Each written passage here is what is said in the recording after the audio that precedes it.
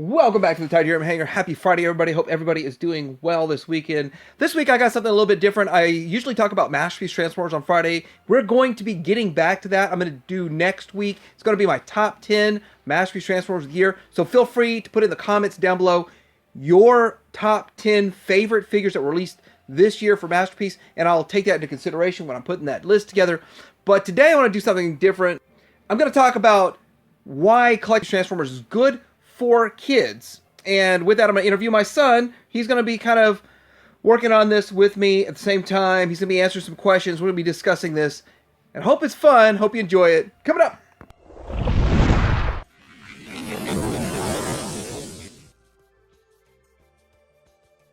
All right, so first off, let's get to know Chris here. Chris, when did you start collecting Transformers? When I was about 3 or 4, you kind of bought them for me, so I mean, you know. So your collection spans over at least a decade now, right? Yeah. And so with that, you have quite a variety. So you can speak to Transformers from sort of different eras. Mm-hmm. Okay, so what was your favorite era of Transformers? What did you like the most when you were watching the shows? I like G1 the most. Okay. What about G1 did you like? It was just so much more, like, captivating than the rest of them, you know? So did you just like watch 1 or 2 episodes? No, I watched the whole thing. So did you watch season 1? Yes. Season 2? Where did you watch it? I watched on YouTube. Okay, so it was free to watch on YouTube? Yep. Okay, did I encourage you to watch it at all? Maybe a little. Oh, okay. So, with that, what do you think kids these days could benefit from collecting Transformers over collecting like G.I. Joes or Marvel Legends? I think they could learn more about, the mechanics of the Transformers. And they can learn more about tolerances. And you get much more reward when you transform it. Like, it's just so much better. Okay, so you think the engineering is good? You like the engineering of it? Yes. And so with that, how many times would you say you transform your Transformers? A lot. Like, it's really not really countable. For every figure, it's probably been about 20 times if it's been on my shelf for more than a year. Okay. And with that, do you notice that some of the older Transformers, was it easier to transform older Transformers or newer Transformers that you've gotten in the past year? Well, it really does depend. Like with, Astro Train, the classics one, it's much more harder because of reasons other than the complexity. Like, because the joints are kind of getting older, it breaks more and, that kind of stuff.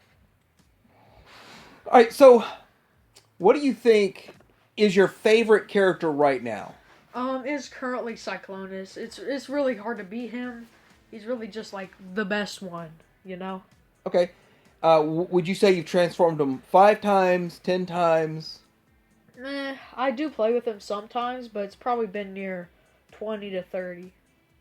Okay. And did you figure out the transformation on your own? How did you figure out how to transform it? I just figured it out by myself. It's very simple, and it uses a lot of the mechanics from Combiner Wars because you just push the legs up and all that stuff. So when you transform this stuff, do you ever get stuck and do you have to go figure out how to transform it somewhere else? What do you use? The instructions, a video? I usually use MGO. He's very helpful, Oh, okay. Yeah, MGO's great. I notice you have a Masterpiece Transformer. So whenever I get a Show Z box in, you get excited for it. And why do you get so excited about Show Z boxes? And do you have a Masterpiece Transformer? I do have one Masterpiece Transformer I got from a secondhand toy shop. Next to nothing because it was basically broken. But I do get rather excited because it's something so much better than what I have. And just in that little itty bitty Show Z box, it's like a $200 or $300 Transformer. So in this, of course, that's your Skywarp on the shelf there, and you got that, and you found all the parts and pieces and pieced it together and glued it together and got it sort of where it can at least be in one mode? Yep.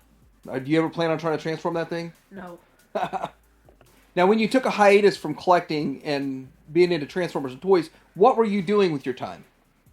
It was not anything productive at all. I just played video games, collected garbage. It was not really any good time I've ever spent, So now that you're sort of done playing the games and you're more into collecting toys, do you feel like what you're doing now is more productive than the games? Well, actually, I have something to show for it.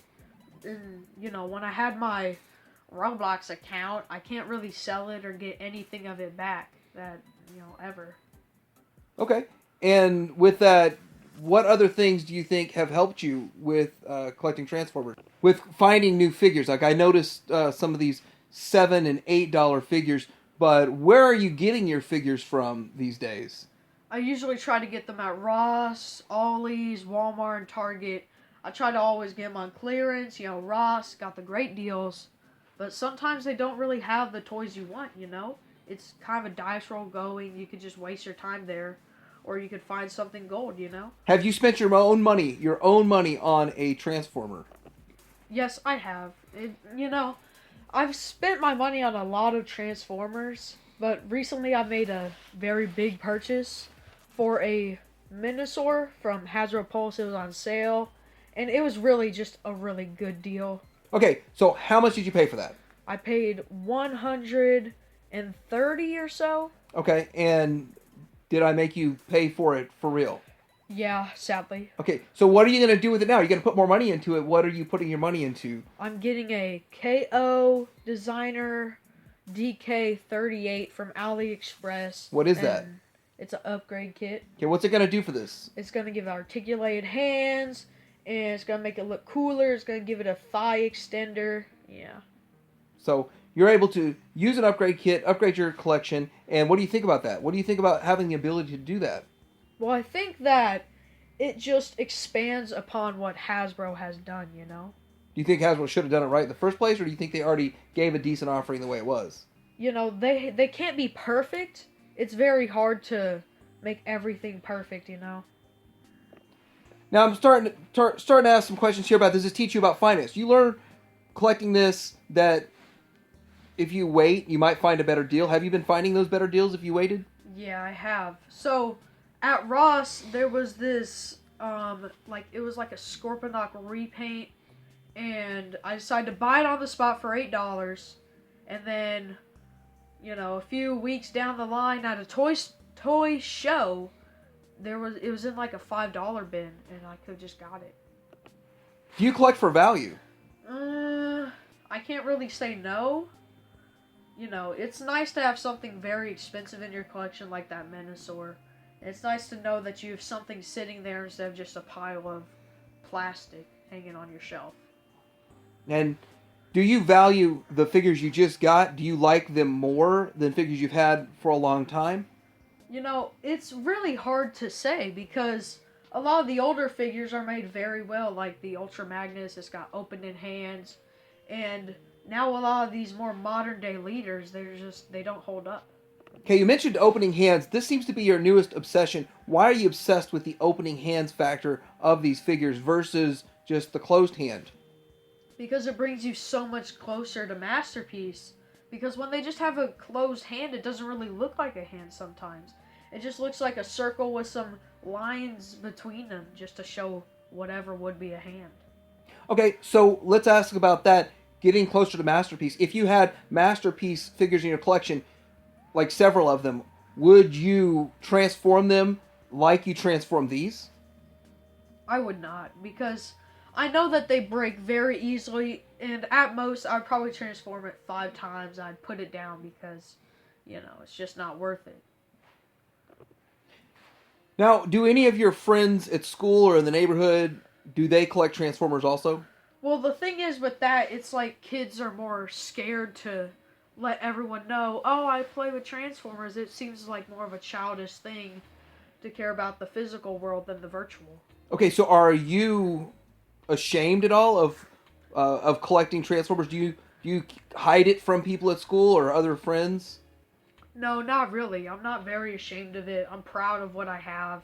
I got a lot of it on sale, and that's really something to show. It's like dedication, Yeah.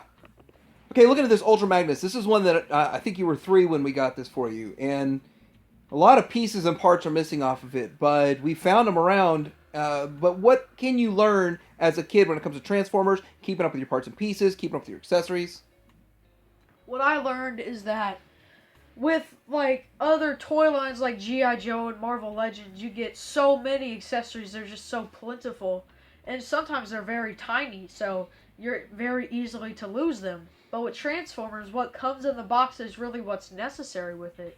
You know, it's like you don't need all these extra faces when it's a mainline figure, because where are you going to put them, you know? So pretty much almost everything can be stored on the figure is what you're saying? Yes. That and as we see Ultra Magnus for being a 3-year-old that got this figure, there's still quite a bit there. There's not a whole lot missing, and I'm sure if we looked harder we'd find it. But I would say that's a pretty good job in my opinion. Does that teach you a little bit of responsibility? Yes. Okay, so who took all these pictures that we're using in this video? It was mostly mine, but maybe like 2 of them were yours.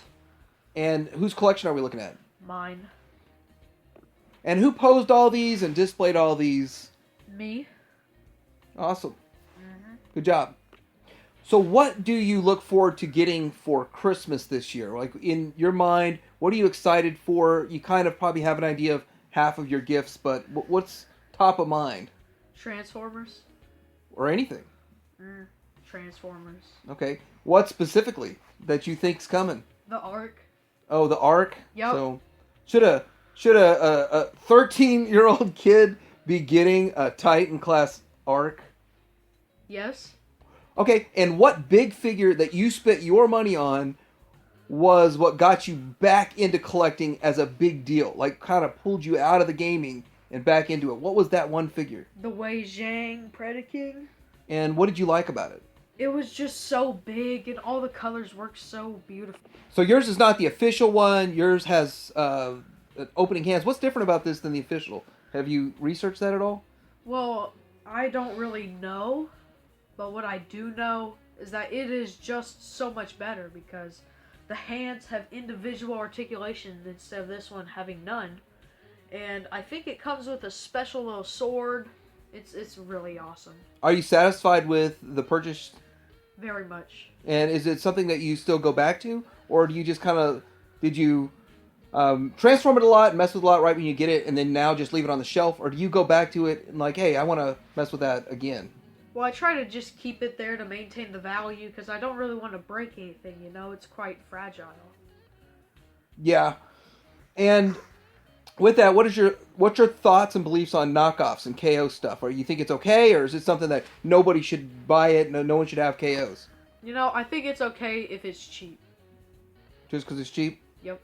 But what about the poor defenseless like Hasbro's or Takara's getting knocked off? I mean, is that you don't have a conscience about that? Well, I mean, people still buy all of the ultra expensive masterpiece figures, even though you can just get the KO one for $20, you know? Yeah. Okay, my last question is, what advice do you have to anyone that's going to start collecting, whether it's a kid or an adult, or would you give different advice to a kid versus an adult? I recommend keeping it cheap on both ends because you don't want your hobby to make you spend more on toys than food, you know? Keeping it cheap is very important for adults and children, especially right now. So for children, I recommend getting your bread up, doing some more chores around the house. And for adults, I don't know. I'm not an adult. So you do your own work to make your own money, and you choose to spend it on Transformers. Yep.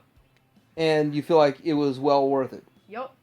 Awesome. Thanks so much for chatting with me about this today, Chris. Maybe we'll do this a little bit more in the future.